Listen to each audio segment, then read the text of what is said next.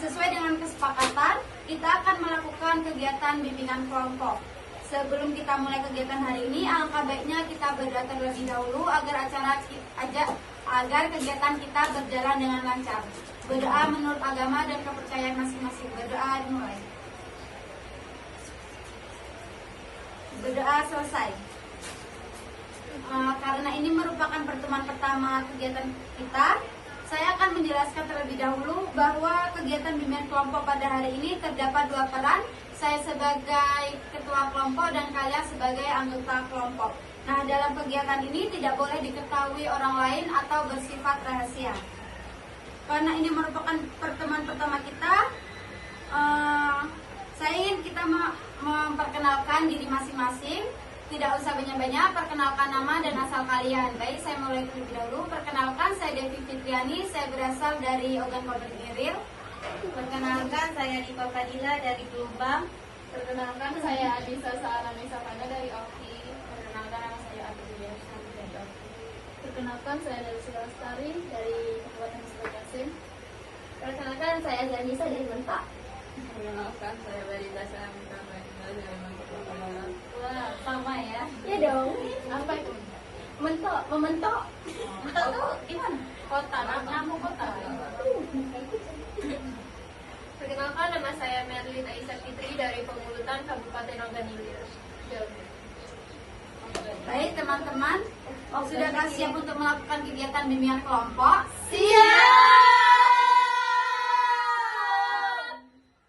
Tapi sebelum itu saya memiliki sebuah permainan. Jadi permainannya itu kalian dengarkan interaksi dari saya. Jika saya bilang mulut, kalian pegang mulut. Jika saya bilang mata, kalian pegang mata. Paham kan?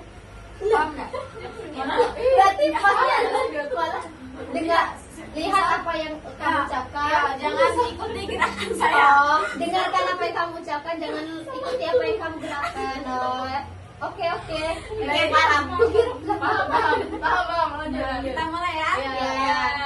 Mulut. Aku yang salah. Telinga. Hidung. Mata. Udah nih. Lihat aku. Oh ya, cepet-cepet ya. Mulut. Mata. Masih kebenar. So, hidung. Apa lagi? Sudah. Itu sudah tidak.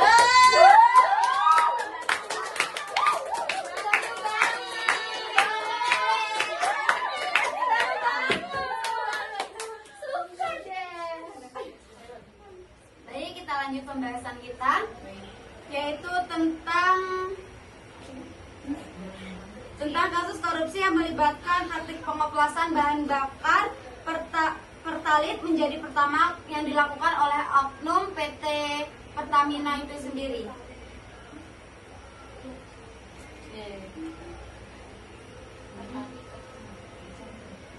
Nah, pengoplosan ini sudah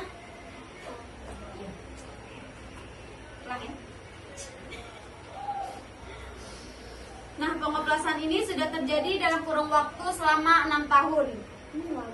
Praktik ilegal ini tidak hanya menyebabkan kerugian negara hingga 1,3 triliun, tetapi juga merusak kepercayaan masyarakat.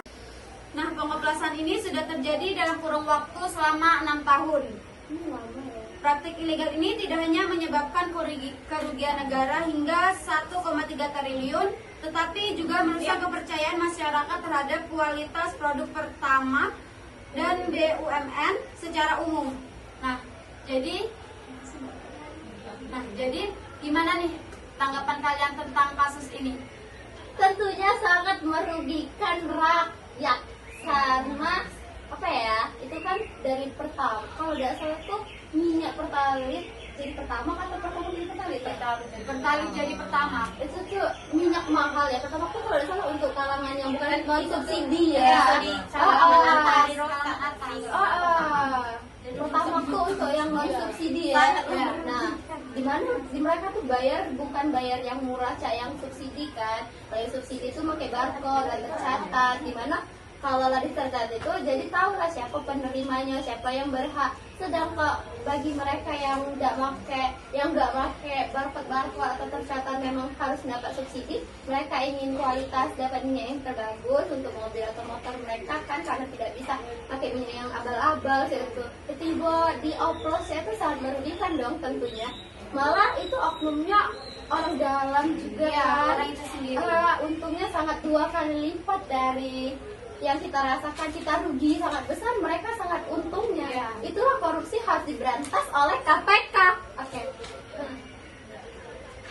Menurut saya dalam memulai bisnis itu harus konsisten dan bijak. Bijak dan jujur itu utama ya guys. Ya. Dari perbuatan oknum tersebut banyak mengakibatkan oknum. Yang pertama itu pemerintah menjadi rugi besar sampai triliunan ya. Ya, Atau triliun. Triliunan. 1,3 triliun. Nah, negara yang rugi, masyarakat juga terbawa-bawa ya karena kerugian tersebut. Dan juga masyarakat yang seperti dikatakan Azahra tadi, banyak sekali orang yang terkena dampak dari oknum tersebut. Misalnya, seseorang yang sudah merawat motornya dengan baik, dengan rapi, dan menjaga bensin yang berkualitas agar motornya itu awet dipakai masa panjang gitu. Dengan menggunakan minyak tersebut, motor tuh jadi cepat rusak, mobil jadi cepat rusak. Bukan berarti Pertalite tidak bagus, lebih tepatnya memang mungkin tidak cocok dengan merek Pertalite, makanya kan harus pakai Pertama. Bukan berarti Pertalite tidak bagus ya. Karena percuma saja mereka itu merawat kendaraannya dengan baik, mulai dari mesin hingga minyaknya pun dijaga. Dengan menggunakan minyak tersebut, kendaraan mereka tuh jadi rusak, jadi membuat kerugian masyarakat itu juga, ya. Nah, malah juga tuh tentunya perusahaan tersebut bakal rugi ya, karena tidak ada lagi masyarakat yang percaya akan produk tersebut. Menurut saya kan bijak mendalami aturan perdagangannya, guys, itu penting, karena kepercayaan itu hanya sekali dimiliki jika sudah tidak dipercaya oleh masyarakat lagi. Itu saja sih pendapat saya.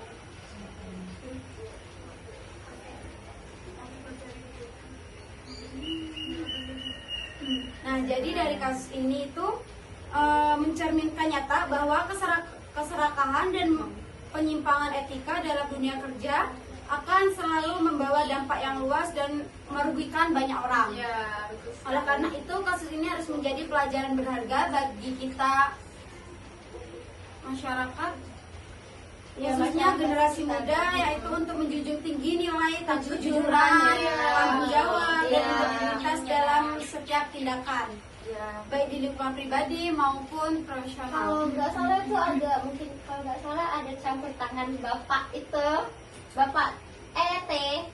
Nah, karena itu harus bijak dalam sebuah hal ya guys, karena itu banyaknya masyarakat Indonesia berpindah ke negara lain karena hal-hal tersebut. Kabur aja dulu tadi tuh. Karena minimnya sebuah kejujuran, jadi banyak sekali karena minimnya sebuah kejujuran, jadi banyak sekali sekarang ini banyak sekali perusahaan yang sudah mulai kebongkar ya, dari timah tadi kan. maka dari itu sebuah karena kasusnya sudah satu kasus yang terbuka, menurut saya pemerintah itu harus menggali lebih dalam lagi mengenai kasus-kasus tersebut karena merugikan sekali bagi masyarakat yang sudah menjaga hartanya, yang sudah menabung untuk merawat barang tersebut, karena perbuatan oknum itu sangat merugikan sekali menurut saya itu.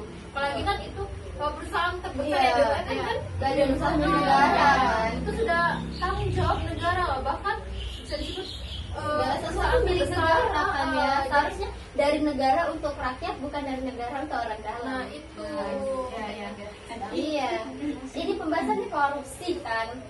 Apalagi orang-orang oknum terdalam yang bekerja sudah berpuluh tahun, tentunya mereka tuh sudah tahu seluk beluk di mana mereka harus sisip-sisip dikit masuk kantong, terus tuh ini dialir ke yang mana harus diikut sertakan kan. Sebagai masyarakat pasti kita merasa harus dituntut, tapi karena mereka memiliki kuasa, pasti kita akan selalu dibungkam. makanya juga kan bingung ya mau Nah. ke siapa kalau pemerintahannya juga kayak gitu. Iya, Harus contoh juga seorang pemerintah itu. makanya sebenarnya di Indonesia yang harus diperbaiki itu pemerintahan, bukan masyarakatnya saja. Tapi semuanya kepada masyarakat itu lebih Iya. rendah. Makanya daripada kalau nggak salah sekarang ada hashtag Indonesia itu bungkam. Iya. Gimana tuh lanjutnya? Kalau nggak salah tuh Indonesia bungkam tuh lebih ke kita dilarang berpendapat, mungkin pendapat kita tuh mungkin yang terlalu sarkas atau kasar sih, itu mungkin yang dilarang. Tapi kalau sekedar menyuarakan isi hati kayak ini salah loh Pak, mungkin masih bisa. Kayak ada di Kang Deddy Mulyadi itu kan kita masih bisa menyuarakan suara rakyat, Iya, betul. masih bisa didengar. Karena itu kan bukan yang menyuarakan rakyat yang bagian negatif, lebih ke positif kan. Mungkin itu saja. Baik, sudah cukup pembahasan kita hari ini. Terima kasih atas partisipasinya dalam kegiatan bimbingan kelompok. Saya akhiri. Wassalamualaikum warahmatullahi wabarakatuh. Waalaikumsalam warahmatullahi wabarakatuh.